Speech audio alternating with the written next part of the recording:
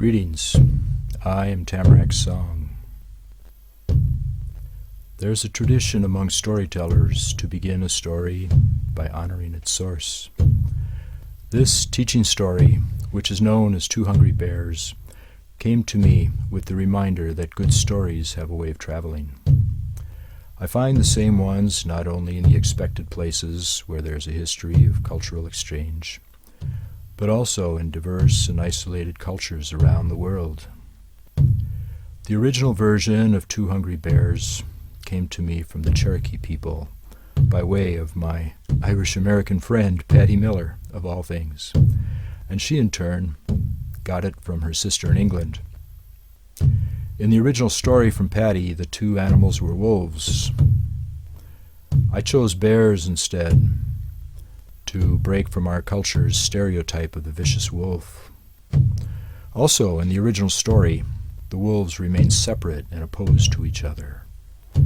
This fits for the Cherokee because they're agriculturalists who typically draw a line between domestic and wild, and between cultivated and untended. When this line exists in a culture, it usually cuts through the people of the culture as well.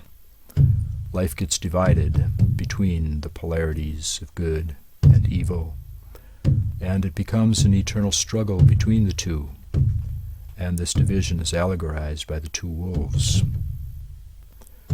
With hunting-gathering peoples, the line between good and evil, as well as between domestic and wild, isn't so well defined. While living an intimate relationship with all of life, Native people find little reason to categorize. This was probably reflected in the original Two Hungry Wolves when it was a hunter-gatherer story, and my intent in revising the story was to restore it to something approximating the original. There are a few Ojibwe words in this story, which I'd like to introduce to you now before the story begins. Bear in Ojibwe is mukwa, and wolf is maingan. Grandfather, one of the main characters in the story, is called Mishomis.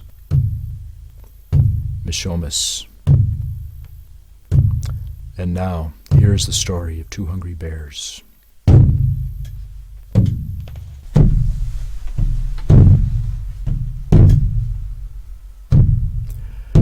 Our people have a saying that when all is quiet under a blanket of snow, mukwa wake up. Now these are not your ordinary mukwa who typically hibernate when the snow lies deep. No, I'm talking about the mukwa who wait to come out during the white season, when the nights are long and cold, and virtually all of life is snug asleep in warm, sheltered places. On nights like this, only the far-off call of Maingan, or owl, reminds us that anything at all might still be moving about. On one such night, a young boy named Ottertail sat up late by himself. His family was long asleep, snuggled into a pile of plush furs. And yet his fretful mind would not let him join them. He could find nothing to do but stare at his faint shadow, which was cast on the wall by the pale yellow glow of the fading fire in the center of the lodge. Ottertail was a carefree child, always clear in what he thought and felt. Only now, as he approached his 10th winter, his life began spinning in a confusing web of feelings. Tonight he stared at the wall as though searching for something in his silhouette that he couldn't find inside himself. The wailing chorus of nearby Maingan shook Ottertail out of his trance. As the howls trailed off to rejoin the stillness, Ottertail's eyes opened wide in a sudden realization. I'll go and see Mishomis. He is wise like a mountain. Perhaps he can help.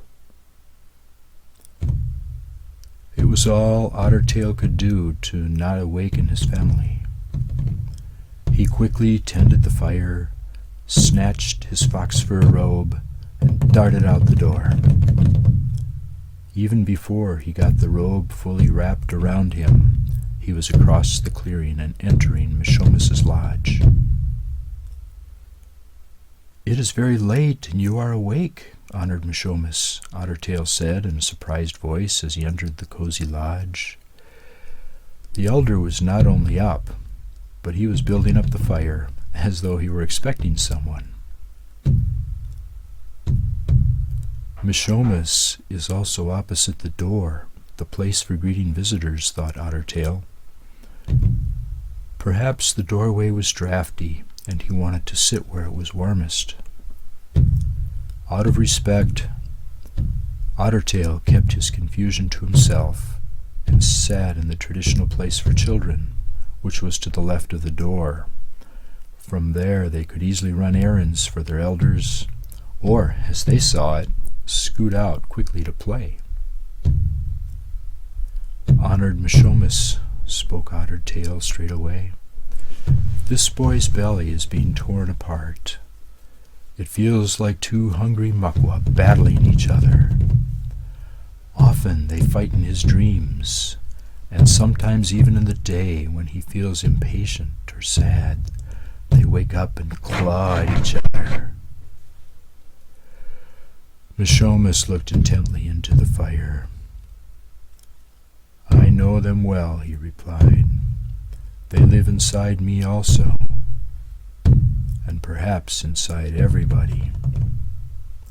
One is the Muckwa of balance, who comes when we trust in the gifting way, and the other is Muckwa out of balance, who comes when we trust only in ourselves." Mishomis said no more.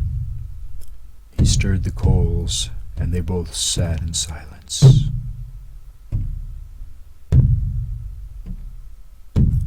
After a while, the boy spoke.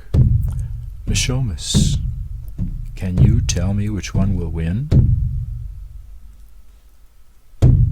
"The one you feed, my child." "How would I feed the Muckwa of balance? I want him to grow strong." "With your heart," was his Mishomis's simple reply.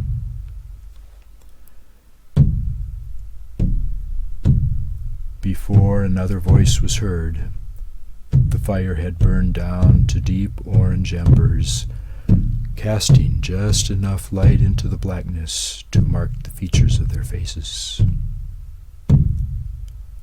"But Mishomis, they're both me. If I don't feed one, I don't feed myself." "Yes, my child, you are wise beyond the turns of the seasons you've been blessed to know.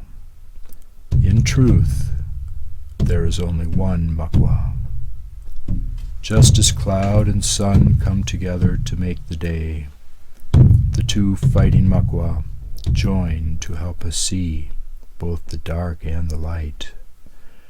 Now go to be with your family under the sleeping robe, my dear grandson, so that your two Muckwa might find their place of rest within you. Together they will guide you through love and battle as you walk this journey of life, and they will help you find vision in blindness." "Oh, Mishomis, you speak in riddles," Ottertail said, with a lightened heart, "and yet they bring me comfort. Sometimes I understand the wisdom of your smile better than the wisdom of your words. This child is grateful, dear father of my father. He shall carry your smile into his dreams."